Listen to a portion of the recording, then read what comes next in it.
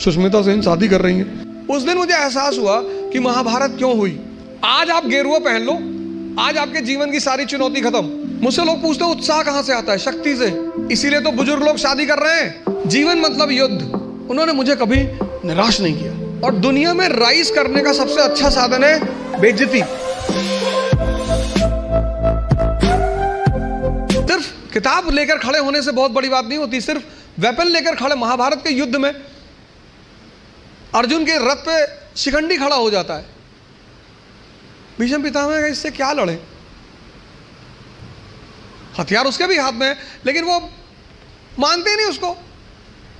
जीवन में एक और अहम बात है, वो है व्यक्तित्व। व्यक्तित्व का मतलब बदमाशी नहीं होता। कॉलर खड़ा कर लिया, 3 बटन खोल ली, चाबी नचाते हुए जा रहे, ये सब नहीं होता। हमारे देश की एजुकेशन सिस्टम ने जिसको सबसे ज्यादा निगलेक्ट, मतलब मैं देखता हूं लोग 4 आदमी के सामने बोल नहीं पाते। कई चीजें हैं जो मैं हर सेमिनार में रिपीट करता हूं, उसमें से एक ही है कि स्टूडेंट, भिखारी और सन्यासी की कोई इज्जत होती नहीं। कि तुम लोग जो अपनी इज्जत बचाने की कोशिश करते हो, अपने स्कूल में किसी कारणवश पकड़े गए, कार्रवाई हुई हमारे ऊपर, तो मेरी माता जी ने कहा घर में कि कुल का नाम खराब कर रहा। तो मेरे पिताजी ने बड़ा अच्छा जवाब दिया, बोले कौन सा मुगल कुल है कि हमारे कुल का भारत में बड़ा नाम? बोले कोई बात नहीं बेटा, जाओ, तुम हो गई गलती तो कोई बात नहीं। स्टूडेंट, तुम जहां भी सीखने जाओगे ये सब कॉन्सेप्ट लेके, मैं तो क्लास में देखता हूं 500 लड़के 600 लड़के बैठे होते हैं, सवाल ही नहीं करते, एक दूसरे का चेहरा देखते हैं। जब तुमको तुम्हारी एजुकेशन इतनी हिम्मत नहीं दे पाई कि तुम भीड़ में खड़े होकर प्रश्न कर सको, तो वो एजुकेशन तुम्हारी जिंदगी को कैसे बदल सकती है? अगर तुम पढ़े लिखे हो, शिक्षित हो, और तुम सवाल नहीं कर सकते, भाई तुम सवाल, यहां इतने सारे लोग बैठे, अगर तुम कोई क्वेश्चन पूछते हो और लोग हंसते हैं, क्या फर्क पड़ता है? लोग सिर्फ मुर्दों पे नहीं हंसते। तुम अगर जिंदा हो, तुम जिंदा हो तो लोग तुम पर हंसेंगे। तो एजुकेशन कम से कम इतनी तो क्षमता दे कि मैं पूछूंगा हाथ उठा के। कितने लोग आते हैं कोचिंग करने, वो कोचिंग से वापस चले आते हैं, वो अपने डाउट्स पूछते ही नहीं क्लास में, टीचर से मिलने ही नहीं जाते। और दुनिया में राइज करने का सबसे अच्छा साधन है बेइज्जती। जो तुम मोटिवेशन ढूंढते हो ना, वो इसीलिए ढूंढते हो क्योंकि तुम्हारी बेइज्जती नहीं होती। जिसकी बेइज्जती होने लगेगी ना, उसके अंदर आग लग जाएगी कि तुमको दिखाएंगे अब। और तुम उसी चीज से डरते हो। भाई तुम क्लास में टीचर पढ़ा रहा है, तुमने कोई सवाल किया, टीचर ने डांट के बिठा दिया, बदतमीज कहेंगे, बच्चों जैसे सवाल करो, भगा देंगे क्लास। पूरी क्लास हंसने लगी। कितनी आग लगी अंदर कि मास्टर आईएएस बनेंगे, बंद कराएंगे तुमको, कुछ भी हो जाए। तभी तो पढ़ोगे। या तो आप हंस हंस के लड़ोगे या रो रो के लड़ोगे। जीवन मतलब युद्ध। 2 लोगों के जीवन में कोई लड़ाई नहीं है। एक चपरासी के जीवन में, चपरासी, कुछ लोग मुझसे कहते हैं मुझे चैलेंजेस नहीं चाहिए लाइफ में। बहुत अच्छा, चपरासी बन जाओ। चपरासी का काम क्या है? साहब के ऑफिस के बाहर बैठा हुआ है, जो भी मिलने आया मीटिंग करा दी, वरना बैठे हुए, क्या फर्क पड़ता है? और वो भी चपरासी अगर ब्यूरोक्रेसी का है, जुडिशरी का है। भाई राजा से मिलने के लिए जो सबसे अहम आदमी होता है वो यही लोग होते हैं। यही इंफॉर्मेशन देते हैं, साहब कितने बजे आते हैं, साहब कितने बजे आते हैं, कहाँ जाते हैं, गोल्फ खेलने कहाँ जाते हैं। और या फिर जो लोग हरिद्वार चले गए, जिन्होंने कहा भैया हमें नहीं बनना आईएएस, हमें प्रधानमंत्री नहीं बनना, हमें कुछ बनना ही नहीं। आज आप गेरुआ पहन लो, आज आपके जीवन की सारी चुनौती खत्म, क्योंकि आपने मान लिया कि आप इस जीवन की लड़ाई में शामिल नहीं हो। लेकिन जीवन का मजा भी तो यही है। और करना क्या है? भारत आज एक दुनिया का ऐसा देश है जिसके पास सबसे ज्यादा युवा हैं। और भारत आज दुनिया का एक ऐसा देश है जिसके युवा सबसे ज्यादा डिप्रेशन में है। इसीलिए तो बुजुर्ग लोग शादी कर रहे हैं।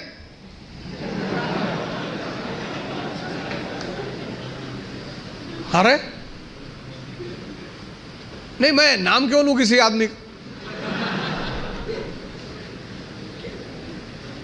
पर अखबार तो सारे लोग पढ़ते हैं ना। डिप्रेस आदमी से कौन शादी करेगा? और जीवन की लड़ाई में दो ताकतें बहुत काम आएंगी, एक मन की और एक शरीर की। तुम जब भी ऊपर उठोगे तो ये ग्रेविटी तुम्हें नीचे खींचेगी ना, ऐसा समाज की ग्रेविटी है। हम जब आईएएस की तैयारी करने गए तो हमारे गांव में हर आदमी, मतलब एक साहब तो हंसना शुरू किया उन्होंने, और हंसते हंसते गिर गए वो। उन्होंने हमसे पूछा दिल्ली क्यों जा रहे हो? अब मेरा दिमाग खराब था, मैंने कह दिया मैं आईएएस की तैयारी। बोले आईएएस? फिर वो हंसने लगे और हंसते हंसते वो गिर गए। और उस हंसी का इतना रोल रहा मेरे जीवन में, मतलब उस हंसी ने मुझे एकदम मजबूत कर दिया था कि अब आईएएस ही बनना है। उस दिन मुझे एहसास हुआ कि महाभारत क्यों हुई। आपको कोई डांट दे उतना बुरा नहीं लगता, आपको कोई भगा दे बुरा नहीं लगता, जब लोग हंसते हैं ना तब बहुत दर्द होता है। लेकिन मेरे पिताजी ने मुझसे कहा कि आईएएस प्रधानमंत्री बनने वाले आदमी। अरे मैंने कहा यार क्यों चढ़ा रहे हो फालतू में। भगवान का आशीर्वाद से आज भी हमारे साथ हैं, और मैं अगर उनसे कोई भी बात कहता हूँ तो तुम्हारे लिए तो कल ही कर लोगे तो। मैंने कहा सोच रहे हवाई जहाज खरीद लो। अरे ने कहा भैया जी लेने दो। लेकिन उन्हीं की वजह से, मतलब आज जहां भी मैं हूं उसमें सबसे ज्यादा योगदान मेरे पिताजी का है।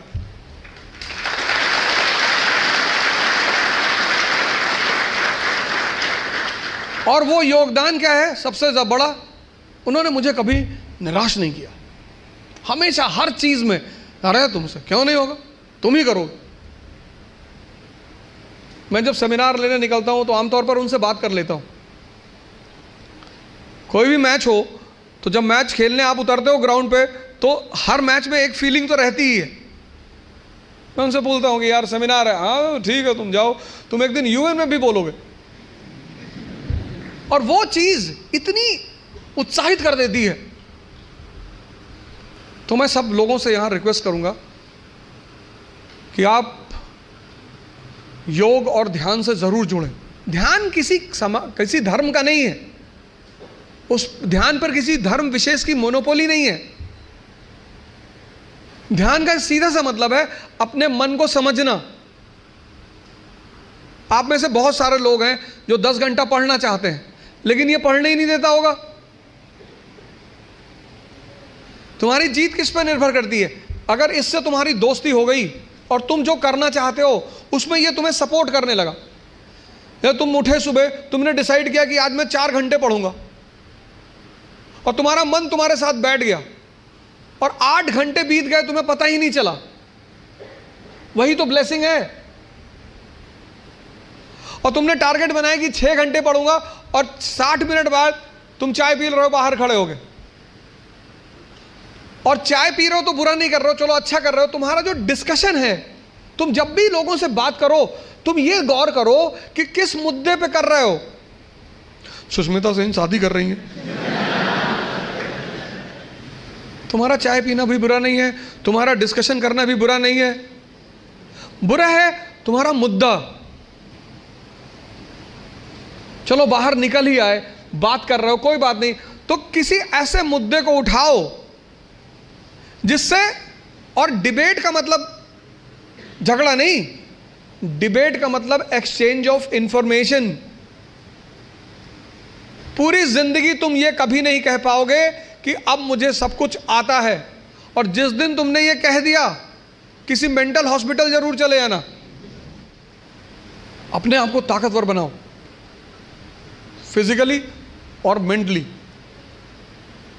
क्योंकि यही ताकत तुम्हारा उत्साह बनेगी। पीवीआर की टिकट लेनी है, लाइन में खड़े हो तुम, और तुम्हारी हाइट है 6 फीट और वेट है 250 kg, तो तुम लाइन में कभी नहीं जाओगे।